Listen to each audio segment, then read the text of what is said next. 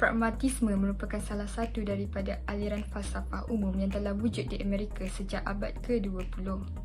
Aliran ini telah menyebarkan pengaruh yang cukup mendalam pada masyarakat sehingga hari ini ia diterima dan diguna pakai dalam pelbagai sudut kehidupan.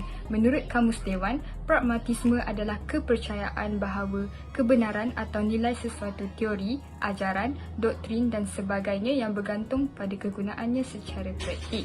Pendek kata, amalan pragmatik adalah apa-apa sahaja asalkan ia dapat dilaksanakan dan membawa kepada kejayaan, maka ia adalah berfaedah dan mempunyai nilai dalam kehidupan. Sedang negara kita dilanda pandemik COVID-19, pragmatisme menjadi pemacu utama dari segi pembelajaran secara dalam talian. Hal ini kerana menurut tokoh utama falsafah pragmatisme ini iaitu John Dewey, penilaian dalam pendidikan hanya dapat dikatakan sahih keberkesanannya sekiranya berjaya dipraktikkan dan dieksperimentasi dalam konteks sebenar serta hasilnya dapat dinilai.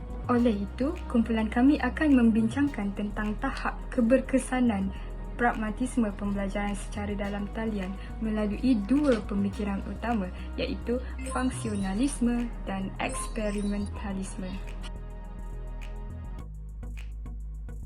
Saya Janani Rajin Rukma. Hari ini saya akan menjelaskan tentang eksperimentalisme. Menurut pakar falsafah dan juga psikologi John Dewey, eksperimentalisme merupakan kepercayaan terhadap jalan menuju kepada kebenaran melalui eksperimentalisme dan juga imperialisme. Eksperimentalisme sering dikaitkan dengan instrumentalisme di mana kepercayaan terhadap sesuatu perkara harus dinilai berdasarkan kegunaannya. Cara eksperimen dianggap lengkap dan juga sesuai kerana prosesnya dapat menghuraikan kebenaran. Selain itu, pakar falsafah juga menjelaskan bahawa pendidikan merupakan instrumen yang dapat dikenal pasti untuk menjelaskan tentang falsafah ini dengan lebih lanjut, di mana eksperimentalisme dalam bidang pendidikan lebih menjelaskan tentang proses perubahan dan juga pembinaan semula. Hal ini dikatakan kerana kemahiran berfikir tidak dapat dibuktikan tanpa sebarang eksperimen. Oleh hal yang demikian, falsafah eksperimentalisme lebih menekankan kebenaran saintifik serta kaedah dan juga akibatnya. Sekian, terima kasih.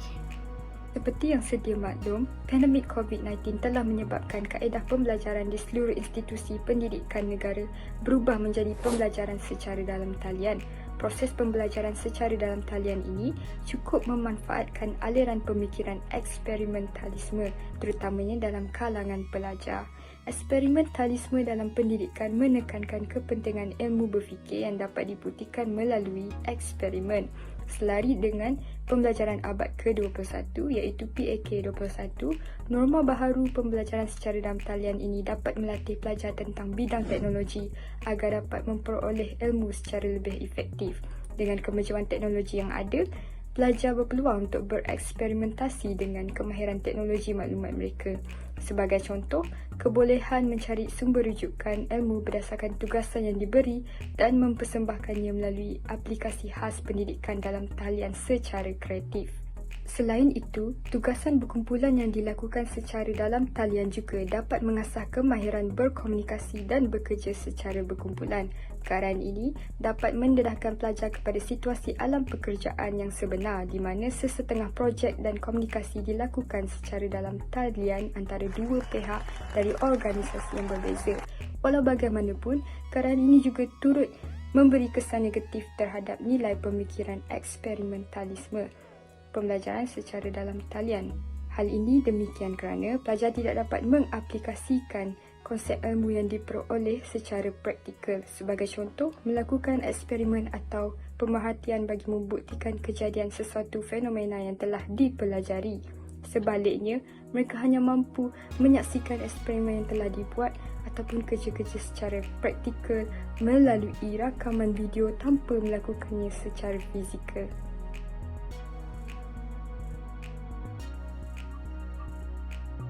Nama Fakirah Afika binti Fazil. Saya akan membentangkan maksud fungsionalisme. Menurut Wulan dari 2017, fungsionalisme bermaksud mempelajari fungsi, tingkah laku dan proses mental yang akan diadaptasikan dari segi sosial. Fungsionalisme juga bermaksud setiap bahagian masyarakat yang memberi berbagai jenis sumbangan kepada kestabilan seluruh masyarakat. Dan kata lain, teori ini mendasarkan kepada setiap elemen masyarakat yang mempunyai fungsi mereka sendiri dan saling bergantungan antara elemen-elemen tersebut. Sebagai contoh, terdapat institusi sosial yang berbeza seperti keluarga, agama, ekonomi, dan pendidikan. Setiap institusi tersebut mempunyai peranan tersendiri, dan peranan ini bersifat unik yang bermaksud tidak dapat dipenuhi oleh mana-mana institusi lain. Walau bagaimanapun, setiap peranan bergantungan kepada masyarakat, yaitu membantu mereka untuk mencapai matlamat masing-masing.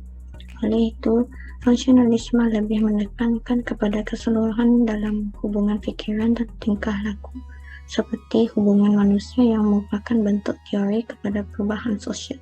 Fungsionalisme dalam bidang pendidikan dapat dikaitkan melalui peranannya, yaitu pembelajaran secara atas talian. Pembelajaran secara atas talian merupakan kaedah alternatif terhadap pembelajaran bersemuka yang terdapat diadakan ekoran daripada pandemik COVID-19 pada masa kini.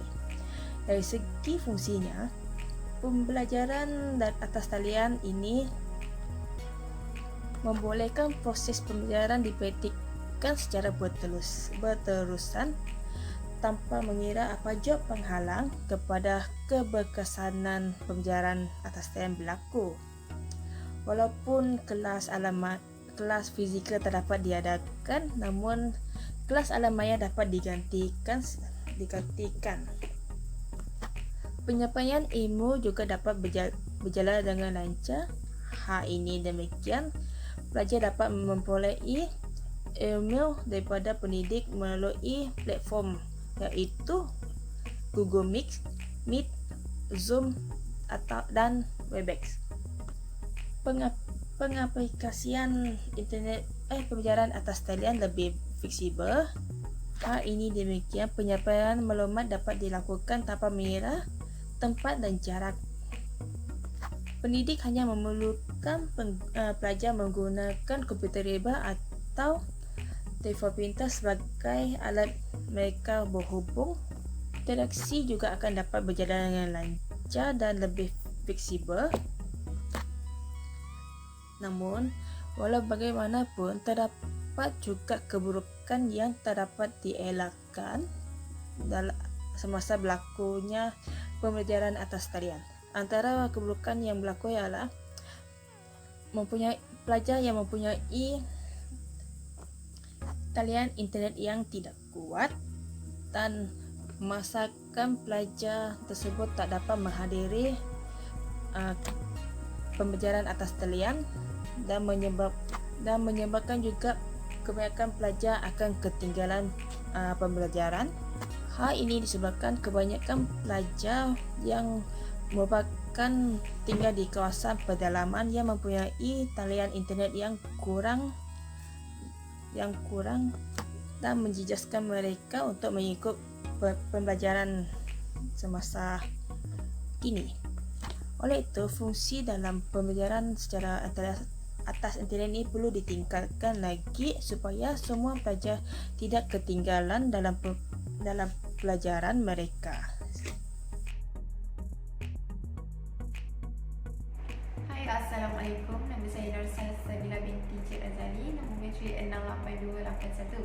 Secara kesimpulannya, pembelajaran atas talian yang dijadikan sebagai satu kehidupan norma baru merupakan satu keputusan yang tidak dirancang. Susulan perkara ini dimaklumkan ia amat mengejutkan pelbagai pihak. Akan tetapi, bagi meneruskan pembelajaran yang lancar, semua pihak perlu bekerjasama bagi memahami peranan masing-masing.